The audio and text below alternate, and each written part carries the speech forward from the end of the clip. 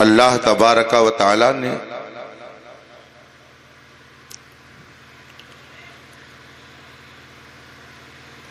ہمیں اور آپ کو بے شمار نعمتوں سے مالا مال فرمایا ہے۔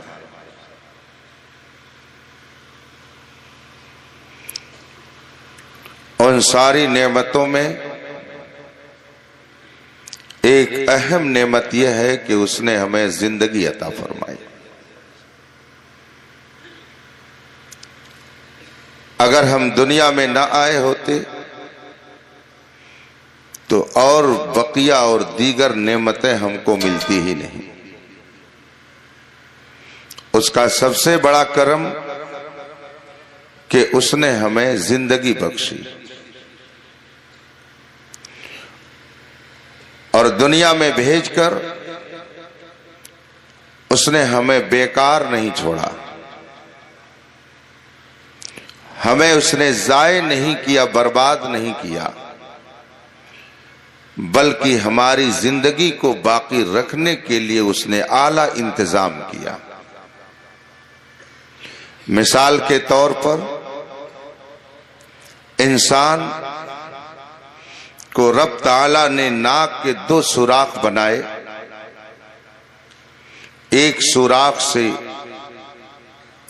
آدمی سانس اندر کو لے جاتا ہے اور دوسرے سوراخ سے سانس کو باہر پھینکتا ہے۔ اگر سانس اندر چلی گئی اور یہ باہر نہ نکلے، سانس اندر گئی اور اندر ہی رہ جائے، تو آپ بھی جانتے ہیں کہ انسان کا جنازہ نکل جائے گا۔ سانس اندر گئی اور وہیں پر رک جائے، پھر انسان کی زندگی کی ساری بہار رک جائے گی۔ اور ایک سانس جو باہر آئی اور آنے کے بعد اگر اس نے انکار کر دیا اندر جانے سے اور یہ اندر نہ گئی، تو پھر اگر یہ سانس اندر نہیں جائے گی تو آدمی بھی گھر کے اندر نہیں جائے گا، اسے قبرستان ہی جانا ہے۔ اسی لیے عارف باللہ فارسی زبان و ادب کے مسلم الثبوت ادیب،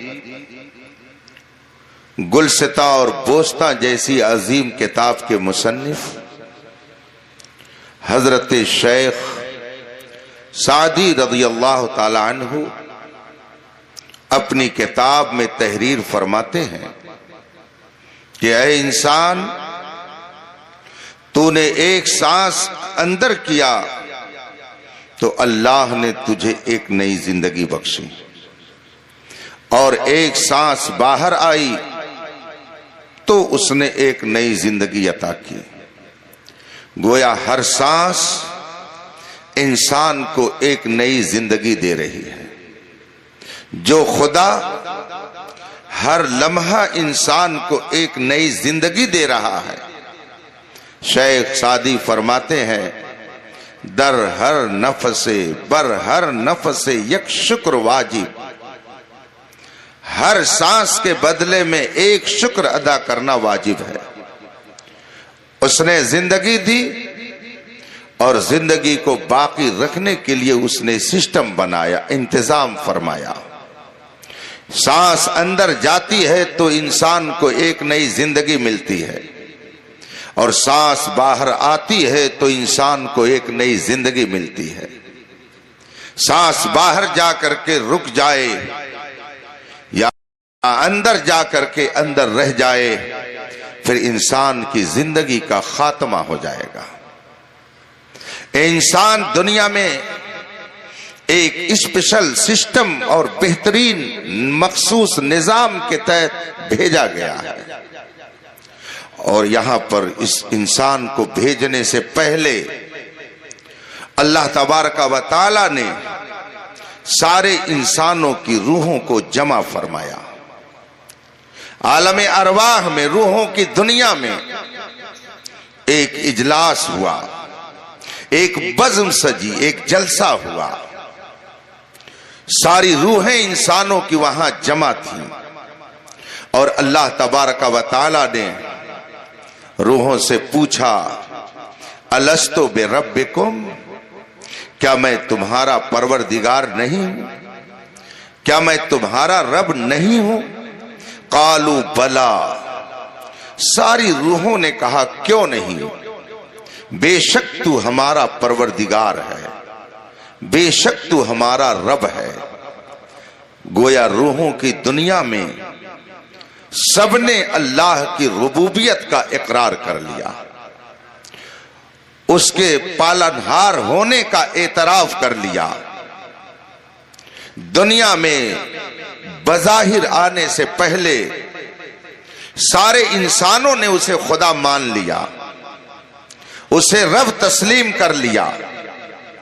اب وہاں سے جب دنیا میں انہیں آنا ہوا اور باری باری یہ آنے لگے، تو جو وہاں پر انہوں نے اقرار کیا تھا، جو اعتراف کیا تھا، خدا کو خدا ماننے کا جو اظہار کیا تھا، خدا کے رب ہونے کا جو اعتراف کیا تھا، اب دنیا میں آنے کے بعد اگر وہ اس اعتراف پر اور اس اقرار پر قائم رہے، اور وہاں اگر خدا کی خدائی کو تسلیم کر لیا تھا، روحوں کی دنیا میں اسے رب مان لیا تھا، تو دنیا میں آنے کے بعد اگر اس اقرار پر قائم رہے، تو اس کا مطلب ہے کہ اللہ نے انہیں جیسا بنایا تھا دنیا میں آنے کے بعد ویسے وہ باقی رہے، اس میں انہوں نے بگاڑ نہیں پیدا کیا۔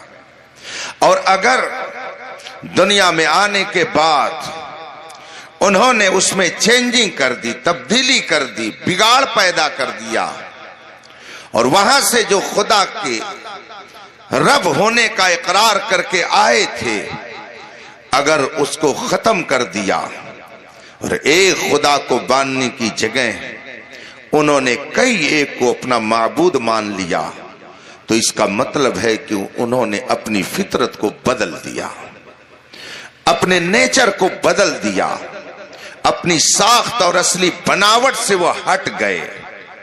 اور یاد رکھیے، جو شے جس طرح سے بنائی جاتی ہے، جس مقصد کے تحت بنائی جاتی ہے، جس طرح بنائی جاتی ہے، جب تک وہ چیز اس طرح رہے گی تب تک اس کے اندر بگاڑ اور فساد نہیں آئے گا، اور جب اس کو دوسرے مقصد میں استعمال کیا جائے گا اور اس کا اصلی مقصد چھوڑ کر کے دوسری راہ پر لگایا جائے گا، تو اس کے اندر بگاڑ پیدا ہوگا۔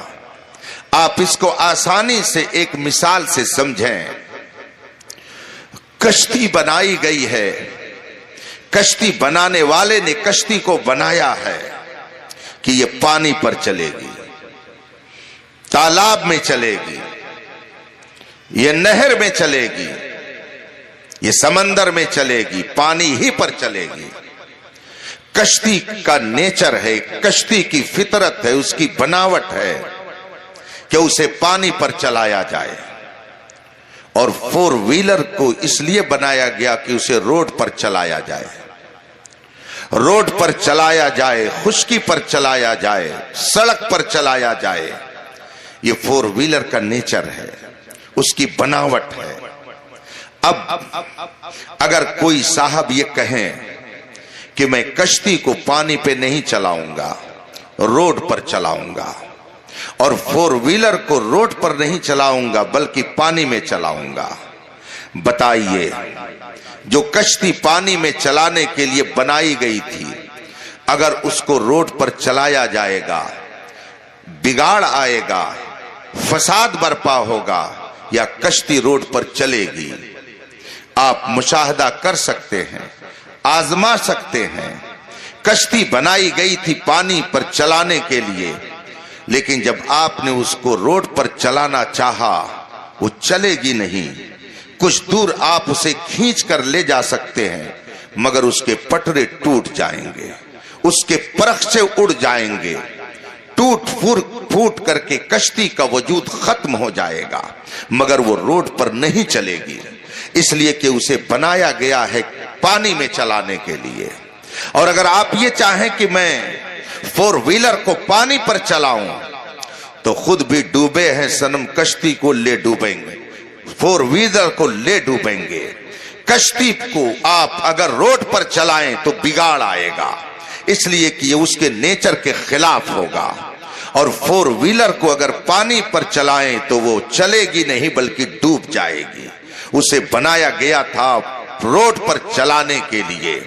اس سے آپ نے سمجھ لیا ہوگا کہ فطرت اور بناوٹ کے خلاف جب کوئی چیز چلائی جائے گی، کوئی کام کیا جائے گا تو اس میں بگاڑ آئے گا، اس میں فساد آئے گا، اس کے اندر ٹوٹ پھوٹ کا ماحول پیدا ہوگا۔ اللہ تبارک و تعالی نے روحوں کی دنیا میں سارے انسانوں سے اعلان کروایا، بتاؤ میں تمہارا رب ہوں کہ نہیں؟ ساری روحوں نے کہا ہاں بے شک تو ہمارا رب ہے۔ یہ انسان کی فطرت ہوئی۔ اسی فطرت کا تذکرہ کرتے ہوئے اللہ کے رسول نے فرمایا ہے، کل مولود یولد علی الفطرہ، ہر پیدا ہونے والا فطرت اسلام پر پیدا ہوتا ہے۔ ہر بچہ اسلام کا نیچر لے کر کے آتا ہے، اسلام کی فطرت پر آتا ہے۔ اب اگر اس نے اپنی فطرت کو باقی رکھا تو جس طرح سے کشتی کو بنایا گیا تھا پانی پر چلانے کے لیے، تو اگر اسے پانی پر چلایا جائے گا تو کشتی چلتی رہے گی، اس کے اندر ٹوٹ پھوٹ نہیں پیدا ہوگی، وہ بگڑے گی نہیں۔ اسی طریقے سے اگر انسان اپنی فطرت کو باقی رکھے ہوئے ہے اور ایک خدا کی ربوبیت کا اعلان کر کے روحوں کی دنیا سے جب اس دنیا میں آیا ہے، اگر اپنی فطرت پر باقی ہے تو اس کی طرف سے فساد نہیں پیدا ہوگا، اس کی طرف سے بگاڑ نہیں پیدا ہوگا۔ اور اگر اس نے اپنی فطرت کو بدل دیا تو بگاڑ پیدا ہوگا، فساد پیدا ہوگا۔ آپ اپنی قسمت پر ناز کرو کہ آپ نے روحوں کی دنیا میں جس خدا کی ربوبیت کا اقرار کیا تھا، آپ نے اس فطرت کو بدلا نہیں ہے بلکہ اسی فطرت پر قائم ہے۔ تو آپ یہ کہہ سکتے ہیں کہ اس کائنات میں فساد ہماری طرف سے نہیں ہو سکتا ہے، فساد ان کی طرف سے آئے گا جنہوں نے اپنی فطرت کو بدل دیا ہے۔ ہم فساد برپا کرنے کے لیے نہیں ہیں بلکہ فساد کو ختم کرنے کے لیے ہیں۔ ہم نے اپنی فطرت کو باقی رکھا ہے، تو جب فطرت پر باقی ہیں تو ہم امن و امان لے کر کے آئے ہیں، ہم فساد برپا کرنے نہیں آئے ہیں۔ جو فطرت پر باقی رہتا ہے فساد اس کی طرف سے نہیں آتا، فساد اس کی طرف سے آتا ہے جو فطرت کو بدل دیا کرتا ہے۔ خدا نے ہمیں روحوں کی دنیا میں مسلمان بنا دیا، اور سب سے پہلا مسلمان جس نے خدا کی ربوبیت کا اقرار کیا، قرآن کریم پڑھیے تو آپ کو معلوم ہوگا اللہ کے رسول صلی اللہ علیہ وسلم کے بارے میں قرآن نے ارشاد فرمایا، اے میرے محبوب، قل ان صلاتی و نسکی و محیای و مماتی للہ رب العالمین لا شریک لہ و بذالک امرت و انا اول المسلمین۔ اے میرے محبوب، آپ اعلان کر دو، آپ دنیا والوں کو بتا دو، انا اول المسلمین، خدا کی ربوبیت کا اقرار کرنے والا سب سے پہلا انسان میں ہوں۔ اول مسلمین مصطفیٰ کی ذات ہے، اول مومنین رسول پاک کی شخصیت ہے۔ گویا جس نے بھی خدا کی ربوبیت کا اقرار کیا ہے وہ میرے مصطفیٰ کی تقلید کرتے ہوئے کیا ہے، مصطفیٰ کی تعلیم کی بدولت کیا ہے۔ اس لیے سب سے پہلا معلم اس کائنات میں اگر کسی کی ہستی ہے تو میرے مصطفیٰ کی ہستی ہے۔ سبحان اللہ، نعرہ تکبیر، نعرہ رسالت، مسلک اعلی حضرت اصلاح معاشرہ کانفرنس مدرسہ فاطمۃ الزہرا للبنات، نعرہ تکبیر، نعرہ رسالت۔ کہ ہم خدا کی ربوبیت پر بھی قائم ہیں، ہم اس کی ربوبیت کا بھی اقرار کرتے ہیں اور اس معلم کائنات کے معلم اور عالم ما کانا و ما یکون ہونے کا بھی اعتراف اور اقرار کرتے ہیں۔ ہم نے فطرت کو بدلا نہیں ہے، ہم نے اپنے نیچر کو بدلا نہیں ہے، ہم اپنی فطرت پر قائم ہیں۔ اور انسان کی فطرت میں ایک چیز اور رکھی گئی ہے، قرآن کریم ارشاد فرماتا ہے وَلَقَدْ كَرَّمْنَا بَنِي آدم، ہم نے انسان کو کرامت اور شرافت والا بنایا ہے۔ گویا یہ اپنی فطرت کے اعتبار سے شرافت والا ہے، کرامت والا ہے، بزرگی والا ہے، سادگی والا ہے، سنجیدگی والا ہے۔ اس کے اندر ظلم و ستم کا شائبہ نہیں ہے، اس کے اندر شرک و بت پرستی کا شائبہ نہیں ہے، اس کے اندر قتل و غارت گری کا شائبہ نہیں ہے۔ ہم نے فطرت کے اعتبار سے انسان کو کرامت و بزرگی والا بنایا ہے۔ اب یہ فطرت بدلتی کیسے ہے، یہ نیچر بدلتا کیسے ہے، فساد آتا کیسے ہے، بگاڑ آتا کیسے ہے؟ ہم جہاں جاتے ہندوستان بھر میں لوگ کہتے ہیں حضرت اصلاح معاشرہ پر تقریر ہونی چاہیے، اس لیے کہ ہمارا نوجوان بہت بگڑ گیا ہے، یہ عقیدے کے اعتبار سے بھی بگڑ گیا ہے، اعمال کے اعتبار سے بھی اس کے اندر فساد آ گیا ہے۔ یہ بات بالکل صحیح ہے کہ نوجوان کل اتنا عقیدے کے فساد میں مبتلا نہیں تھا جتنا آج ہے۔ کل جس طرح سے ہمارے نوجوان مذہب حق پر مضبوطی سے قائم تھے، آج گھر کے اندر اگر 4 نوجوان ہیں تو چاروں کے نظریہ الگ الگ دکھ رہے ہیں۔ یہ فساد کہاں سے آیا؟ تمہیں کالی گھٹاؤں کا نہیں پہچاننا آیا؟ نشیمن سے دھواں اٹھتا ہے تم کہتے ہو ساون ہے۔ اس وقت پوری دنیا میں ایک تحریک چل رہی ہے، پوری دنیا میں ایک کوشش چل رہی ہے کہ امت مسلمہ کے نوجوانوں کے صحیح عقیدے کو ان سے ہٹا دیا جائے اور صحیح عقیدہ جو اللہ رسول نے انہیں عطا کیا ہے اس عقیدے سے ان کو دور کر دیا جائے۔ اور اس دوری میں نہ جانے کتنی تحریکیں کام کر رہی ہیں۔ اولاً ان کے ذہن میں یہ بات بٹھائی جا رہی ہے خدا کوئی چیز نہیں ہے، خدا کا کوئی مطلب نہیں ہوتا ہے۔ ابھی چند روز پہلے میں نے کہیں اپنے خطاب میں یہ بات کہی ہے کہ 4-5 مہینہ قبل کی بات ہے، اسی ہندوستان کے ایک صوبے سے ایک عالم دین نے میرے پاس فون کیا اور انہوں نے فرمایا حضرت بہت افسوس کی بات ہے۔ ہم نے کہا کیا ہوا؟ کہا ہمارے علاقے میں 60 ایسے گنتی کے نوجوان ہیں کہ جنہوں نے کلمہ پڑھنے کے باوجود اس وقت خدا کے وجود کا انکار کر دیا ہے اور وہ دہریہ بن گئے ہیں اور ان کا کہنا ہے خدا کوئی چیز نہیں ہے۔ اور 6-7 ایسے نوجوان ہیں کہ جنہوں نے کھلم کھلا صحابہ کی شان میں گستاخیاں شروع کر دی ہے۔ ہم نے کہا یہ انقلاب آیا کیسے، یہ بات ان کے اندر آئی کیسے، یہ نظریہ ان کا بنا کیسے؟ وہ افسوس کے ساتھ کہنے لگے حضرت کیا بتائیں، یہ ہمارے لوگ جو بگڑ رہے ہیں، جن کے عقیدے میں فتور آ رہا ہے، یہ دینی تعلیم سے وابستہ نہیں ہے۔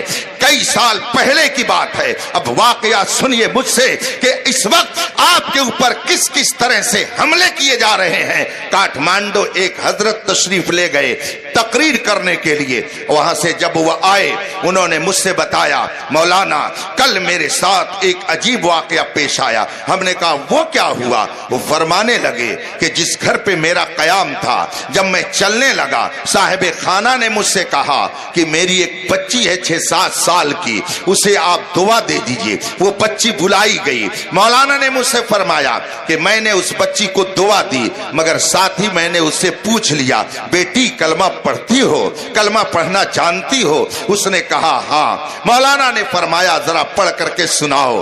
بچی نے بسم اللہ الرحمن الرحیم پڑھا اور اس کے بعد میں کلمہ طیبہ سنا دیا اور پھر اس نے اپنی طرف سے ترجمہ بھی کر دیا۔ ترجمہ کرنے کے بعد اب وہ 6-7 سال کی بچی عالم دین سے سوال کر رہی ہے اور کہتی ہے حضرت مجھے ایک بات سمجھ میں نہیں آ رہی ہے۔ مولانا نے فرمایا کہ وہ کون سی بات ہے جو تمہاری سمجھ میں نہیں آ رہی ہے؟ وہ بچی کہتی ہے کہ ابھی میں نے بسم اللہ الرحمن الرحیم پڑھ کر اور آپ کے سامنے کلمہ پڑھا، بسم اللہ کا میں نے ترجمہ بھی کیا، اللہ کے نام سے شروع جو بہت مہربان نہایت رحمت والا۔ تو کیا خدا واقعی بہت مہربان ہے، بڑی رحمت والا ہے؟ आलिम दीन ने फरमाया, हाँ बेशक खुदा बहुत मेहरबान है, बड़ी रहमत वाला है। अब जरा उस बच्ची का सवाल सुनिए। बच्ची कहती है कि मौलाना हजरत, अगर अल्लाह बड़ी रहमत वाला है तो मेरे जहन में एक सवाल है, आप उसका जवाब दे दीजिए ताकि मेरा जहन मुतमईन हो जाए। 6-7 साल की बच्ची उस आलिम दीन से सवाल कर रही है और कहती है कि अगर खुदा बहुत मेहरबान है तो मुझे आप ये बताइए कि एक आदमी अभी नौजवान है, फर्ज कर लीजिए उसकी गोद में एक ही बच्चा है, शादी अभी चंद साल पहले हुई है, जवान दुल्हन भी उसके पास है, गोद में सिर्फ एक बेटा है और अभी वो भी नौजवान है, उसे मौत हो जाती है। बेटी उसकी गोद में है या बेटा उसकी गोद में है, वो भी तन्हा हो गई, नई नवेली दुल्हन भी तन्हा हो गई। अल्लाह ने उस नौजवान को मौत दे दी। ये अल्लाह की कौन सी मेहरबानी है, ये अल्लाह की कौन सी रहमत है। अल्लाह अगर बहुत मेहरबान है तो उस नौजवान को उसने मौत क्यों दे दिया। बच्चा भी बगैर बाप के हो गया, नई नवेली दुल्हन भी बगैर शौहर के हो गई। अल्लाह ने ये कौन सी मेहरबानी की कि जवानी में उसे मौत दे दी। बच्ची ने ये सवाल जब आलिम दीन से किया तो हजरत ने उससे फरमाया, बेटे ये बताओ कि तुमने ये सवाल कहां से सीखा है, तुमको ये सवाल किसने बताया। और वो बच्ची कह रही है, मैं फला स्कूल में पढ़ती हूं, मेरी टीचर ने, मेरी मुअल्लिमा ने, मेरी आपा ने, या जो अपनी जबान में कह लीजिए, उसने मुझे ये सवाल बताया और उसने मुझसे कहा कि तुम कलमा पढ़ती हो, जरा पढ़ करके सुनाओ। मैंने बिस्मिल्लाह के साथ कलमा पढ़ा, उसका तर्जमा मैंने कर दिया। उस पर उसने मुझसे ये सवाल किया, पूछा कि वो किस मजहब से ताल्लुक रखती है। बच्ची ने कहा वो क्रिश्चियन है। कहा उसने तुमसे ये सवाल किया? कहा हाँ, उसने मुझसे ये सवाल किया था, लेकिन आज तक मैं इसका जवाब किसी से नहीं पा सकी। आप मुझे बताइए, लोग कहते हैं बच्चियां मुर्तद हो रही हैं, लोग कहते हैं घर वीरान हो रहे हैं। आखिर घर वीरान क्यों ना हो जब माँ बाप खुद ही अपने बच्चों की फितरत को बदलने के लिए कोशिश कर रहे हैं। आइए हम ये तो कह देते हैं मौलाना साहब ने ये कर दिया, हजरत ने ये कर दिया, मौलाना साहब ने माहौल खराब कर दिया, मगर ये आपकी अपनी सोच होगी। अल्लाह के रसूल फरमाते हैं, कुल्लु मौलूदिन युलदु अलल फितरा, हर पैदा होने वाला इस्लाम की फितरत पर पैदा होता है। तो चाहे बेटा हो वो भी फितरत इस्लाम पर आया, और चाहे बेटी हो वो भी इस्लाम की फितरत पर आई है। शराफत लेके आई, करामत लेके आई, बुजुर्गी लेके आई, संजीदगी लेके आई, पाकीज़गी लेकर के आई। बिगाड़ किसने पैदा किया? मेरे आका फरमाते हैं फअबवाहु युहव्विदानिही औ युनस्सिरानिही औ युमज्जिसानिही। अब उसके माँ बाप या तो उसको यहूदी बना दे, या तो उसको नसरानी बना दे, या तो उसको मजूसी बना दे, या उसको बदअकीदा बना दे, या उसे मुशरिक बना दे। गोया फितरत के बिगाड़ में सबसे पहला किरदार अगर किसी का होता है तो उसके वालिदैन का। अब बताइए, यहां मेरे ख्याल से बहुत सारी खवातीन भी मेरी गुफ्तगू सुन रही होंगी, जरा उनसे पूछिए कि अगर कोई बच्ची ये सवाल करे तो वो क्या जवाब देंगी। इतने सारे नौजवान मेरे सामने बैठे हुए हैं, अगर इनसे कोई शख्स सवाल कर ले कि अगर खुदा रहीम है और बड़ा रहीम है तो आखिर उसने मौत क्यों दे दी, एक जवान आदमी को मौत के घाट कैसे उतार दिया गया, तो आप उसका क्या जवाब दोगे, उसे कैसे मुतमईन करोगे। और आगे चलिए, अभी 2 साल पहले की बात है, मैं इसलिए ये बातें बता रहा हूं ताकि आप ये समझ सकें कि आपके खिलाफ दुनिया कितनी भयंकर तहरीक चला रही है, और ये उलमाए हक आपके ईमान की हिफाजत के लिए किस तरह से फिक्रमंद रहते हैं। 2 साल पहले की बात है, एक डॉक्टर साहब ने मुझे फोन किया और उन्होंने मुझसे कहा मैंने अपनी बच्ची का फला जगह एडमिशन करा दिया है, वो डॉक्टरेट की डिग्री वहां से हासिल करना چاہتی ہے۔ میں نے کہا اچھی بات ہے، اگر وہ لیڈی ڈاکٹر بن جائے گی تو ہمارے گھر کی عورتیں غیروں کے ہاں جانے کے بجائے اپنوں کے ہاں علاج کرائیں گے، اچھی بات ہے۔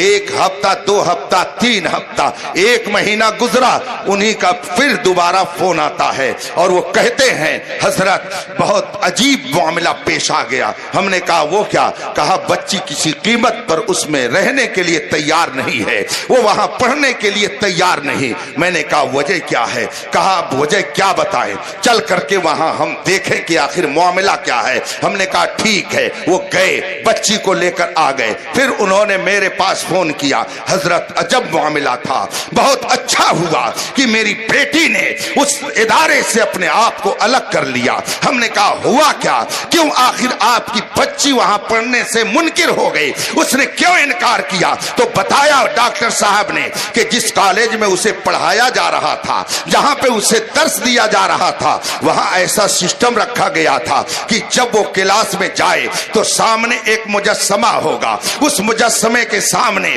پہلے اس کو آداب بجا لانا ہوگا اور آداب بجا لا کر پھر اسے جا کر کے کلاس میں پڑھنا ہوگا۔ مجھے بتائیے ایمان رہے گا کہ چلا جائے گا؟ کفر آئے گا کہ ایمان باقی رہے گا؟ وہ بچی چونکہ ایک دینی گھرانے سے تعلق رکھتی تھی، ڈاکٹر صاحب بھی دینی مزاج کے تھے، علماء سے ان کا تعلق تھا، ان کی وابستگی تھی۔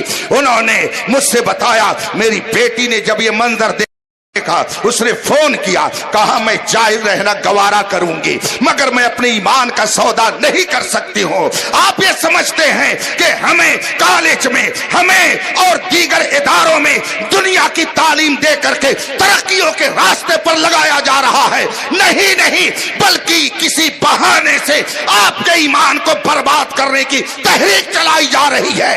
اسی لیے علماء نے سوچا کہ اگر ہم اپنی بچیوں کو زیور علم سے آراستہ کرنا چاہتے ہیں تو ہمیں فاطمہ الزہرا کا کردار اپنانا پڑے گا۔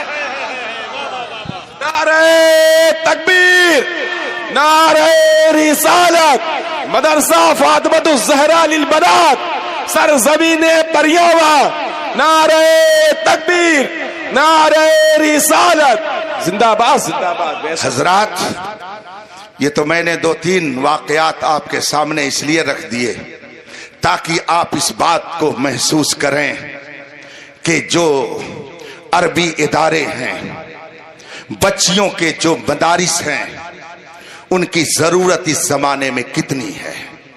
اگر ان کا عقیدہ سلامت نہیں اور یہ دنیا کی تعلیم اتنی حاصل کر لیں کہ یہ آسمان پر چلی جائیں، آپ اتنی تعلیم حاصل کر لیں کہ راکٹ کے ذریعہ آسمان کے اندر بھی گھس جائیں، لیکن اگر آپ صاحب ایمان نہیں ہیں، آپ کا عقیدہ درست نہیں ہے، آپ نے اپنی فطرت کو باقی نہیں رکھا ہے، تو نہ خدا آپ سے راضی ہوگا، نہ خدا کے محبوب آپ سے راضی ہوں گے۔ اگر آپ یہ چاہتے ہیں کہ دنیا میں آپ آئے، خدا نے آپ کو بھیجا، ہزاروں نعمتیں دی، اس نے آپ کو زندگی دی، دنیا میں بھیجا، آپ اپنی مرضی سے نہیں آئے ہیں، خدا نے بھیجا تب آئے ہیں، اور رہیں گے تو اپنی مرضی سے نہیں، وہ جب تک چاہے گا تب تک رہیں گے، اور رہیں گے کتنے دن تک یہ بھی میرے مصطفیٰ نے بتا دیا ہے۔ اللہ کے رسول ارشاد فرماتے ہیں اعمار امتی ما بین 60 الی 70، میری امت کے لوگوں کی زندگیاں زیادہ تر 60 سے 70 سال کے درمیان ہوں گی۔ کم وہ لوگ ہوں گے جن کی عمریں لمبی ہوں گی، تو گویا اللہ نے ہمیں بھیجا اور ایک مدت تک ہم یہاں رہنے کے بعد یہاں سے جائیں گے، آئے اس کی مرضی سے اور جائیں گے اس کی مرضی سے، رہیں گے کس کی مرضی سے؟ اپنی مرضی سے۔ ہمارا نوجوان کہتا ہے یہ علماء یہ وہی پرانی باتیں بتاتے ہیں، یہ 1400 سال پرانی تاریخ سناتے ہیں، 1400 سال پرانا قانون بتاتے ہیں، شادی ہے ہم ناچے نہیں، خوشی کا موقع ہے ہم گائیں نہیں، خوشی کا موقع ہے، دوست کی شادی ہے ہم خوشی کا اظہار نہ کریں۔ اے نوجوان، تو اگر خوشی منانے کے لیے ناچنے کو ضروری سمجھتا ہے تو یاد رکھ، اگر تو ناچ کر کے خوشیوں کا اظہار کرے گا تو جس خدا نے تجھے پیر دیا ہے اگر وہ پیر کو فالج زدہ کر دے تو بتا دنیا کی کون طاقت تیری حفاظت کرے گی؟ دنیا کی کون طاقت تجھے بچائے گی؟ قرآن ارشاد فرماتا ہے ان بطش ربک لشدید، تیرے رب کی پکڑ بہت سخت ہے، جب وہ اپنی گرفت میں لیتا ہے تو دنیا کی کوئی طاقت اسے بچا نہیں سکتی ہے۔ حضرت جبریل علیہ السلام حضور کی بارگاہ میں حاضر ہوئے، عرض کی یا رسول اللہ، خدا کا پیغام ہے وہ میں آپ کے پاس لے کر آیا ہوں۔ اللہ کے رسول نے فرمایا بتاؤ جبریل وہ کون سا پیغام ہے؟ حضرت جبریل نے عرض کی یا رسول اللہ، خدا کا 3 پیغام ہے وہ میں آپ تک پہنچا رہا ہوں۔ اللہ کے رسول نے اجازت دی۔ حضرت جبریل عرض کرتے ہیں خدا کا پیغام ہے عِشْ مَا شِئْتَ فَإِنَّكَ مَيِّتٌ وَأَحْبِبْ مَنْ شِئْتَ فَإِنَّكَ مُفَارِقُ وَعْمَلْ مَا شِئْتَ فَإِنَّكَ مُجْزَى بِهِ۔ یہ 3 پیغام حضرت جبریل نے خدا کی طرف سے رسول پاک تک پہنچا دیا۔ اللہ کے رسول نے پوری دنیا کو یہ پیغام پہنچا دیا۔ سمجھ گئے اس کا مطلب کیا ہے؟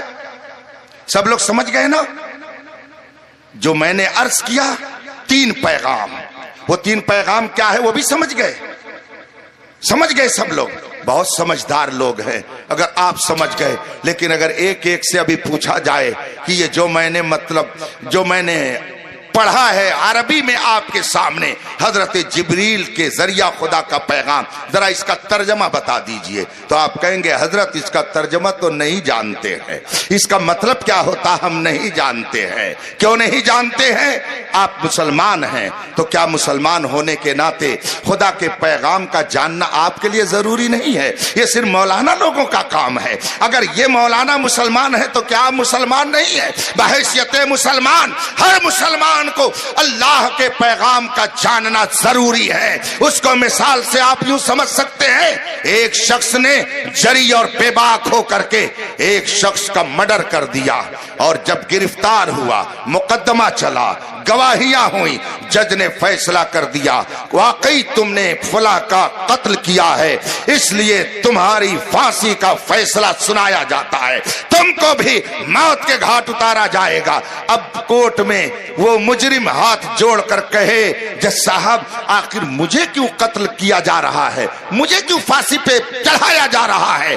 جج نے کہہ دیا سنو، ہندوستان کا یہ قانون ہے کہ جو کسی کو قتل کرتا ہے اس کو پھانسی کے پھندے پہ چڑھا دیا جاتا ہے، جو کسی کو قتل کرتا ہے اسے بھی اپنی جان سے ہاتھ دھونا پڑتا ہے، جو کسی کو قتل کرتا ہے اسے خود قتل ہونا پڑتا ہے۔ اب مجرم صاحب ہاتھ جوڑ کر کے کہیں صاحب ہم نہیں جانتے تھے کہ ہندوستان کا یہ قانون ہے کہ جو کسی کو قتل کرتا ہے تو اس کو بھی قتل ہونا پڑتا ہے، اب آپ نے بتا دیا تو ہم جان گئے، اب ہم ایسا جرم نہیں کریں گے، معافی ہماری دے دی جائے، ہمیں معاف کر دیا جائے، ہم نے نہیں جانا تھا کہ ہندوستان کا یہ قانون ہے، اب جان گئے، اب ہم اس پر عمل کریں گے۔ بتائیے کیا جج اس کو معاف کر دے گا؟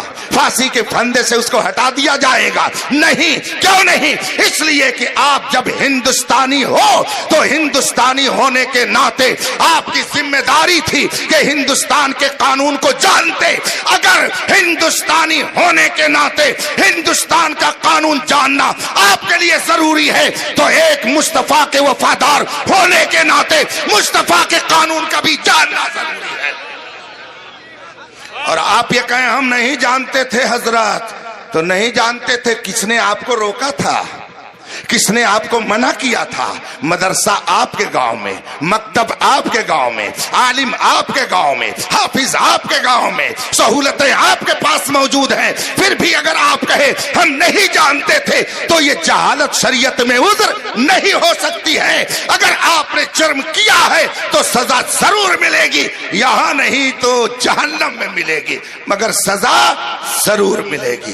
ہاں اگر سزا سے بھی بچنا ہے، سزا سے بھی آپ بچنا چاہتے ہیں، جرم کر کے سزا سے بھی معافی چاہتے ہیں، تو بس ایک ہی در ہے، ایک ہی در ہے کہ جرم بھی کرے اور بچ بھی جائے، جرم بھی کرے سزا نہ پائے، جرم بھی کرے اور حفاظت ہو جائے۔ وہ در کس کا ہے؟ میرے اعلیٰ حضرت نے اس در کا پتہ بتایا اور فرمایا وہی رب ہے جس نے تجھ کو ہمتن کرم بنایا، ہمیں بھیک مانگنے کو تیرا بنایا، تجھے حمد ہے خدایا، تجھے حمد ہے خدایا۔ یہ میرے مصطفیٰ کا در ہے کہ لاکھ جرم کوئی کرے اور دامن مصطفیٰ میں آ جائے اور میرے مصطفیٰ اسے چھپا لے تو حسن بریلوی کی زبان میں ڈھونڈا ہی کریں، صدر قیامت کے سپاہی وہ کس کو ملے جو تیرے دامن میں چھپا۔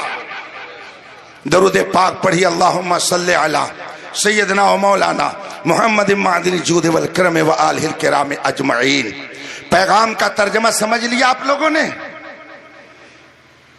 ظاہر سی بات ہے آپ تو یہ کہہ نہیں سکتے کہ نہیں سمجھا، اس لیے کہ اس میں شرم کی بات ہے۔ خدا کا پیغام ہم نہیں جانتے ہیں اس کا معنی کیا ہوتا ہے۔ میں کبھی کبھی اپنے نوجوانوں کو خاص کر مخاطب کرتا ہوں، لوگ کہتے ہیں کہ اگر کسی پہ روب جمانا ہو تو ذرا انگلش میں بات کرنے لگو، روب جم جائے گا۔ کسی کے اوپر بھاؤ اپنا دکھانا ہو، ذرا انگلش میں بیٹھ کے بات کرنے لگو، اس کے اوپر تمہارا بھاؤ جم جائے گا۔ لیکن میں یہ کہتا ہوں کہ اس بھاؤ جمانے سے آپ کی آخرت نہیں سنور سکتی ہے، اس بھاؤ جمانے سے قبر میں روشنی نہیں آ سکتی ہے، اس بھاؤ جمانے سے زیارت مصطفیٰ نہیں ہو سکتی ہے، اس بھاؤ جمانے سے قبر کی تاریک کوٹھری میں اجالا نہیں ہو سکتا ہے۔ حضرت جبریل نے نبی کی بارگاہ میں پیغام پہنچایا، اسما شیتا فإنک میت، جیسے چاہو زندگی گزارو، ایک نہ ایک دن موت کے منہ میں جانا ہے۔ جیسے چاہو زندگی گزارو، ایک نہ ایک دن موت کے منہ میں جانا ہے۔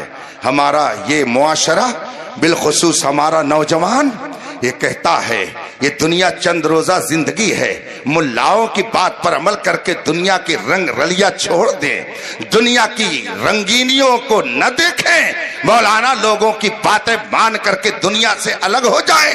ہم کہاں جا کر کے رہیں؟ کیا دوستوں کی شادی میں رقص و سرود کی محفل نہ سجائیں؟ کیا ہم ایسا نہ کریں؟ کیا ڈی جے نہ بجائیں؟ کیا سب کے